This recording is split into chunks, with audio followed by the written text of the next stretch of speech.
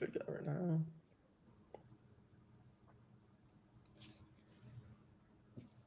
What's up, Lowellville Rocket Nation? Ian O'Brien, YSN Live here with a Coach's Corner. I know we haven't really had a Lowellville Coach's Corner much, but this is definitely a special one over here. Coach Andrew Mamula, head football coach for the Lowellville Rockets. Coach, first of all, thank you for coming on. After last week's game, I had to get you on because the season you guys have been having right now has just been incredible. Oh, thanks for having us on. It's been a good season. You guys had me on last year, and we were starting to turn things around, but obviously we're ahead of schedule of where we hope to be. We're exactly where you hope and you dream you can be. To be undefeated right now and kind of in the driver's seat in our league and fighting for playoff position. That's exactly what we wanted, and those are our kids' goals. And right now we're on pace to achieve them. Talk about real quick. This is the best Lowellville team I think you've had since 2002. That you've been having since the 2002 team where they won 11-1. They were 10-0 undefeated the regular season. Talk about how this team is just, I want to say the same, but also different to that team. Yeah, so I was on the 2002 team. That was my senior year. Coach Palumbo, who's on staff, was our quarterback that year. So we know that team well. We also coached, within the program from about the time we graduated in 2003 to 2010. So we've been around Lowellville football. We know the last 20 years what it was like down here. When you compare the teams, obviously until this group has completed their season, you hate to compare, and the team asks, well, where do we rank? Well, who knows? Until you finish your season, it's undecided. It's you're still writing your story. The 2002 team, they wrote theirs, and it's they won the league, and they had an early playoff exit, and that's what I told our kids is our goal is we want to win playoff games. It's not just win regular season games. It's different when you get in the playoffs, and that's what our kids' goal is. And I think once their story's written, then you can look back and you can compare. But as far as the styles, it's complete opposite. If you watch that 2002 team, it was run heavy, field position, playing defense. Whereas if you've watched our games, we're throwing the ball, we're giving up field position to take risks to get the ball back. So it's basically the complete opposite of everything that I played in and was raised with. But it's what I think is going to be effective for the team that we have and the kids that we have. If we tried to do what the 2002 team did, real quick, we would be very successful. That also just following up on that. Yeah. Oh, go ahead. I'm sorry. What did you say? Following up on that, though, you're fine. Compared to your 2002 season to now, 2002, you say you didn't throw the ball as much. Talk also about Finney Balone, because he's been the talk of the town, Youngstown, Lowellville, wherever you are in the valley. 35 touchdowns this season, no interceptions so far. It's just been incredible. Talk about how the passing game compared to Lowellville in the past has worked out so well. Yeah, so the number I like is 0 interceptions. So as a head coach, when you're not turning the ball over, you're protecting it. That's the number I like, and that's the thing with passing teams is coaches. When I was playing, we were always told, well, if you pass the ball, 3 things can happen, and 2 of them are bad. Well, we have a lot of good things happen when we pass the ball, and it's one of those things that we're going to give this kid an opportunity because he's that talented. And it's I know a lot of different philosophies would say, well, you got to run the ball, play good defense, It's not going to work with the kids we have. We have a very talented bunch on the outside. We have very good athletes. We have a very good quarterback that makes great decisions, and we're going to let him do what he does. We kind of took the leash off this year, and we're at full throttle now with him. We have all the trust in the world in him. He's earned that trust. He's one of the best players in the area. He's one of the best players we've ever had at Lowellville. And so we're gonna ride with our guy. And we've seen in the past, talented individuals can take you far in the playoffs. We've seen what Bo Brungart's done, Mark Wade, what he's done when he was at Girard. It's if you have a talented kid and you're willing to give them the opportunity to be successful, don't be surprised when they can take you to places you haven't been before. And that's what we're hoping Vinny is for us. And to this point, he has been.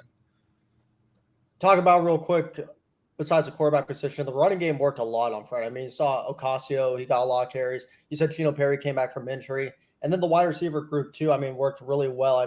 You talk about Matthew Lucido, for example. He played real well. Also, it was actually your kicker right there, too. Mm-hmm. Had a big-time onside kick to actually open up that game after you guys scored first. And of course, Bray Bonovsky, too. Talk about just how much those players have progressed from when you got there in 2020 to now. So that's the other thing. Obviously, Vinny, he's kind of the center of, he's the quarterback, but we can do what we do because of all the other kids we have around him. We have, 8-9 kids offensively that are explosive kids, that are kids that are dangerous with the ball in their hands. And it makes a lot of our things, it makes Vinny look really good. So, he'll throw a 5-yard out, and then Michael Balone or Braylon Dabney will make a cut and they'll get another 20 yards, or Brady will break 3 tackles. And a lot of it with especially our junior group. So, when I say juniors, I mean Michael, Braylon, Tino, Matt Lucido. Those were kids that hit the weight room. Those are kids that they put the time in the off season. I mean, they're kids that come 3, 4, 5 days a week. They're in the weight room for 2 hours after practice. They're in the weight room before practice. Anthony Luceni's been coming in, same idea, and these are kids that they probably weren't born with as much natural talent as Brady and Vinny, but they're kids that are working to get to that level. And they see how good that those two are just talent-wise. They're just born with natural born talent. And they know that in order to get to that level, they have to work their butts off. And they've done it. They've done it this offseason. Gino he's one that came to our school this year. He's another kid that physically he puts the work in. And that's I think the biggest change when you're trying to change a program is, when I started, we had 6 kids in the weight room. Before COVID, before it broke down, our last lift before COVID hit and they shut us down, we had 6 kids in the weight room. It was on a Friday. That it was nice weather out. We didn't get a very good turnout, and you can't expect to win if that's the case. But we have kids that are showing up. We have kids that are putting the work in. That we have kids that even when they're not with me, when they're not with the football team, Michael Balone's going to work out. I think you said you've seen him and his dad at the Y at 6 a.m, and we have several kids that are putting the work in. And their work's starting to pay off, and they deserve it. I mean, they're working their butts off, and they absolutely deserve all the accolades and everything that they get. So you see the players change over time. You see them progress. How about you as a coach? What do you think you've seen that you've learned and just been able to help all the kids, and especially throughout this winning season? What do you think you improved on the most from your time when you first got there in 2020 compared to now? Finding some balance, just finding some balance of finding balance in the running game, finding balance. We're getting more guys involved. My first 2 years, it was really Brady Benofsky, and we kind of centered the offense around him and Vinny, whereas now we're kind of spreading it out more because those kids have earned the opportunity. And it's just trying to find that balance within our program and just in many different ways. And when I say balance, it's also, we're putting the work in, but you also have to give them the time to rest and heal up. That's one of the things that I think is helping us as a small school. Injuries are a part of it, and I think we found the right practice balance where we're not pushing the kids too hard, where we're risking injuries every week, but at the same time we're also working hard enough where we're seeing results on the field. And so it's really been about balance. And in the playoffs, that's what you need to win is you need to be a balanced team. And we have 3 running backs. Mark Dubas is a kid we haven't mentioned, but he had a 50-yard touchdown catch out of the backfield for us. He's been our starter all year, and it's just kind of finding that right balance with all of these kids. And it's tough some weeks because they all deserve touches. And we should be running the ball with our backs, but our receivers are really good. And so that's the thing we've been working on. But I think even myself, but my staff, especially our offensive coordinator, Jared Vrabel, has done an outstanding job with finding the right balance this year. How about the defensive side too? We talked a lot about the offense, but you got to give the defense a lot of credit for what they've done as well up here. I know maybe someone will say first half they gave up 14 points or they have 20 points at Jacksonville. But then you see the second half of what they've been able to do. They've been able to only hold their opponents to like 20 or less points for most part of the season. How has that been this season just to see this defense so progress, so healthy, so big compared to the last few seasons that we saw here at Lowellville?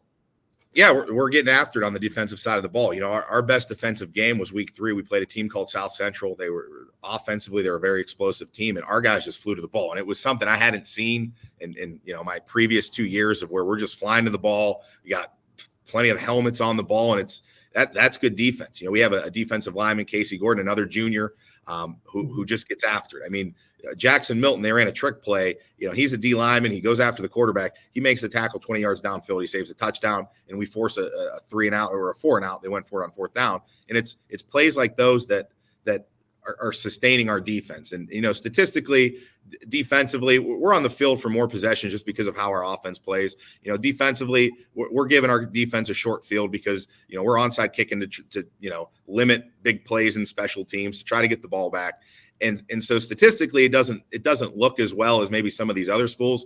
But if you watch the film, it's they're showing up every week. They're getting to the ball and they're making stops. They're forcing turnovers. And those are the things we have to do if we want to be successful in week 11. And now, again, another week, MVAC Scarlet division rivalry over here, conference rivalry in Sebring. I know Sebring's had some of their downs and ups a little recently, but you said, during our post game, you guys had that Lowellville for a little bit too. You had to build up a program. And Sebring sometimes could be a team that is known for surprising and getting some upsets. What's it going to take to, beat the Trojans this week? Yeah, so you watch the film. They have some tough kids there. 28's a really good player. They got some good linemen, and we understand what that looks like. We were a team 7 years ago that we went 0-9. Sebring beat us, I think, by 30 points. They continuous clocked us, 7 years ago. So it doesn't take that long to turn it around. And you get a couple players, and you get one game that goes your way, that can start to build the program. And so obviously, our job and my job is we don't want them to start building that program Friday night. They can start that the following week, but we want to take care of business. Now, obviously, you look at the matchup on paper. If we play our game, we limit our mistakes, we're going to be okay.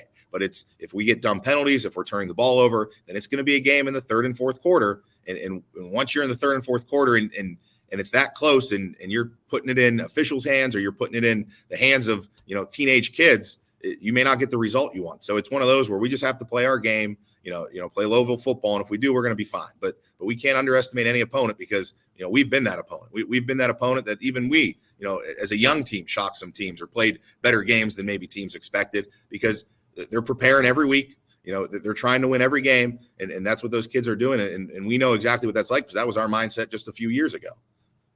So, Coach Mamula, first of all, I want to say thank you for coming on. I really do appreciate that both of us were able to find some time over here throughout the day. A really good timing, too, especially on a Wednesday, middle of the week. I know you guys are definitely getting after it right now. Practice, of course, is going to be coming soon and stuff like that. We're going to have a player profile, actually, with your quarterback, Finney Balone, here later on, which I also appreciate for you getting that with him and for him being able to come on later on. And remember, if you want to watch, in fact, some Lowellville football this week as it plays Sebring, you can go under the link on YSNLive.com, click just Lowellville and watch, or you can also go to the Lowellville game, support your Rockets. So, Coach Mamula, first of all, thank you for coming on. I appreciate it. Thank you, Ian. Thank you for having me. I love the work you guys do. I mean, you guys are putting high school football back on the map, and it's much appreciated, especially in coaching circles. So thank you, guys. I really do appreciate it as well, Coach. So you have a good one, and I'll see you Friday. All right, sounds good. Thank you.